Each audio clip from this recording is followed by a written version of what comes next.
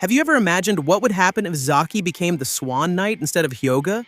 And what if the same happened with Jango? And if he became the Phoenix Knight instead of Ikki? The greatest tragedy of the 12 houses and the early fall of Poseidon's empire could have been avoided if only one loyalty test had had a different outcome. In the icy waters of Siberia, that's right, the fate of Athena's defenders is woven by very thin threads. And today we're going to understand how these changes would affect the chronology of Masami and Kuramada.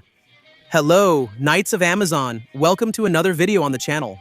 Always wanted to know, I'm Wes. Today's conversation is high level and will resonate with fans of the classic sagas. Let's explore an alternate timeline. And if fate had been different for Zaki and Jango, what would have happened? Share your opinions in the comments and don't forget to like, subscribe, turn on the bell, and enjoy the video.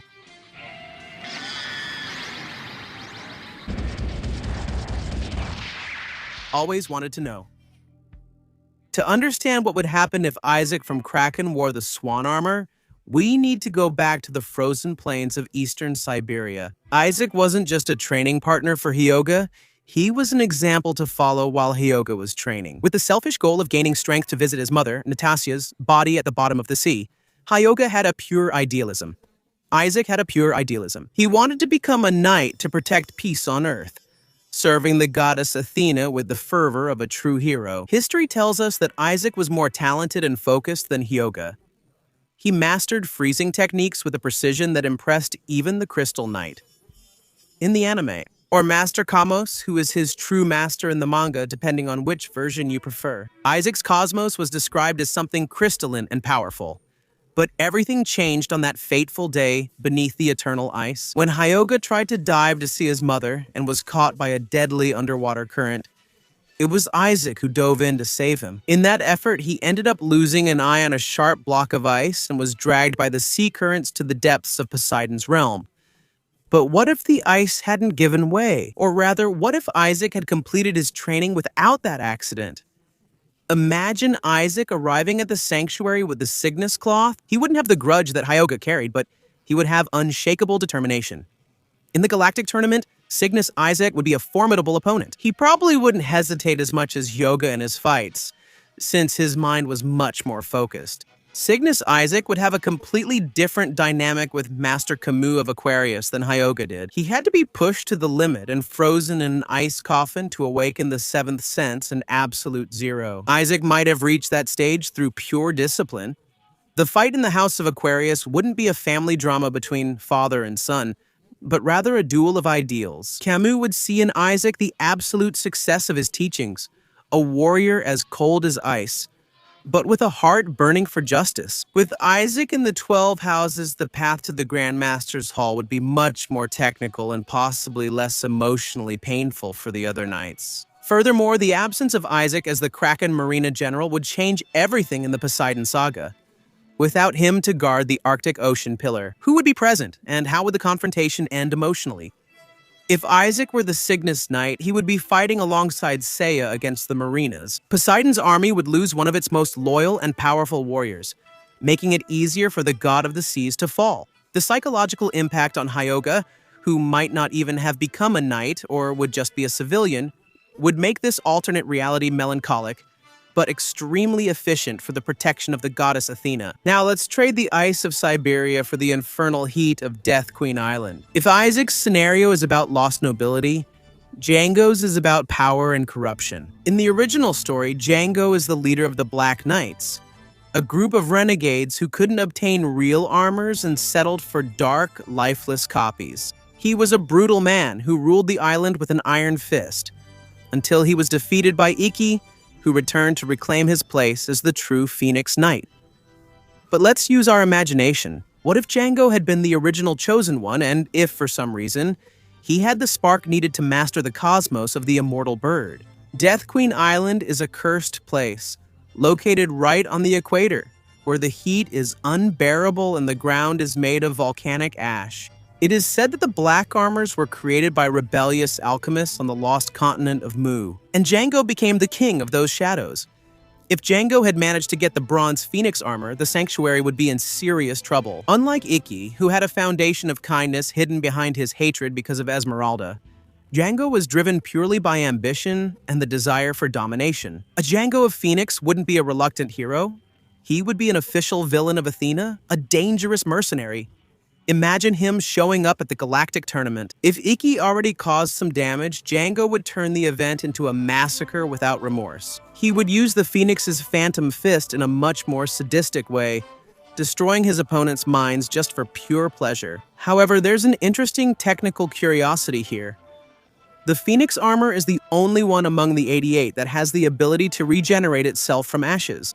Jango, being deeply knowledgeable about the black armors, which are inferior versions, would know how to exploit every technical secret of the Phoenix. He could become a constant threat since every time he was defeated, he would come back even stronger and with his armor renewed. The big problem for the Sanctuary would be loyalty.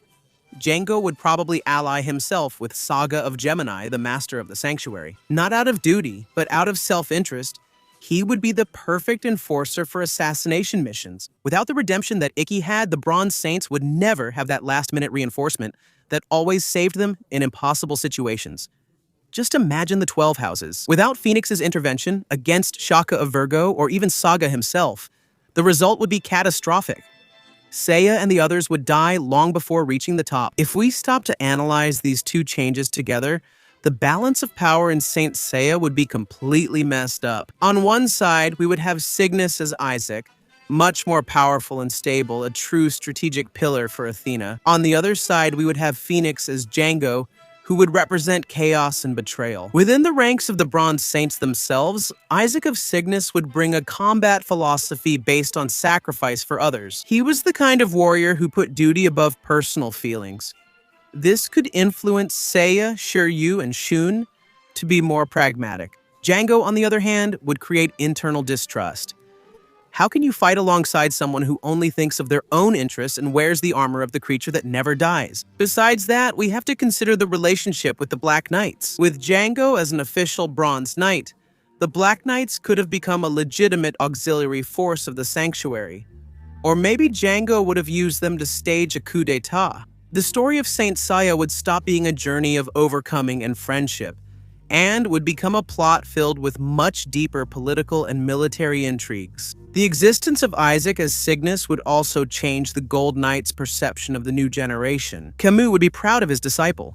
Milo of Scorpio would see a worthy opponent deserving of immediate respect. Isaac was, in essence, what the Sanctuary expected from a knight: strength, composure in battle, and total devotion to the goddess. On the other hand, Jango, like Phoenix, would be the exception to the rule. If he eventually found redemption, maybe through an encounter with Saori Kido, which could awaken something in his cosmos, or even during Virgo Shaka's attack on Death Queen Island, something that only happens in the manga. He would be the most feared warrior of all, as he would combine the brutality of Death Queen Island with the divine power of the Phoenix. But to be honest, knowing Jango's personality, he would probably try to profit from the Phoenix armor and its power, or create an army of black phoenixes to take over the world. For those who like more technical details, let's talk about his abilities.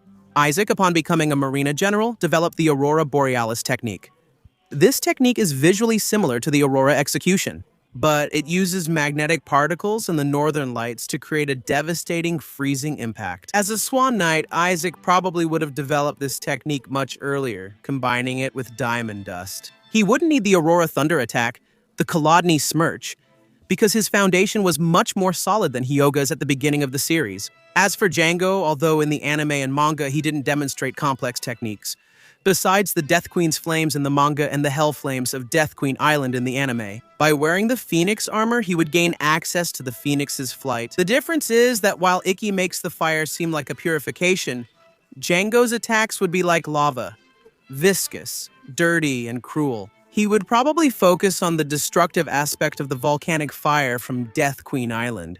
Another important point: the Cygnus armor is resting at the bottom of an eternal glacier that hasn't melted for millennia in Siberia. To break it, a powerful Cosmo is necessary. Isaac had this potential from an early age. As for the Phoenix armor, it was in a place where no one had ever used it since mythological times, because its Cosmo was too aggressive. Ikki was the first to succeed.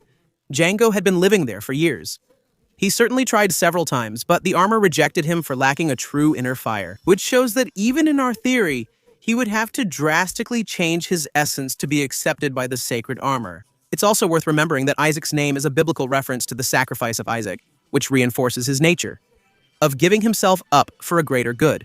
Exactly what he did for Hyoga. As for the name Jango, it can have several origins, but in the context of Japanese villains of that era, it evokes the image of an outlaw or someone who lives on the fringes of society, which fits perfectly with the leader of the Black Knights. In the end, swapping Isaac for Yoga and Jango for Ikki would turn Saint Seiya into a completely different work. We would lose Yoga's family drama and Ikki's epic redemption journey, but we would gain a story of pure heroism with Isaac and constant danger with Jango. The cruel fate of these two characters is what makes them so fascinating to us, the fans. That's why we come up with these theories. Isaac died believing that the world needed to be cleansed by Poseidon, while Jango died as a minor villain, forgotten in the shadows of the volcanic island. So, what did you think of this theory? Do you think Isaac would have been a better Swan Knight than Hyoga? And would Jango have any chance of becoming a hero? Or would he be the end of the Bronze Knights? Leave your opinion here in the comments. I'm curious what you think. And thanks for watching until the end. See you next time. Burn your cosmos to infinity.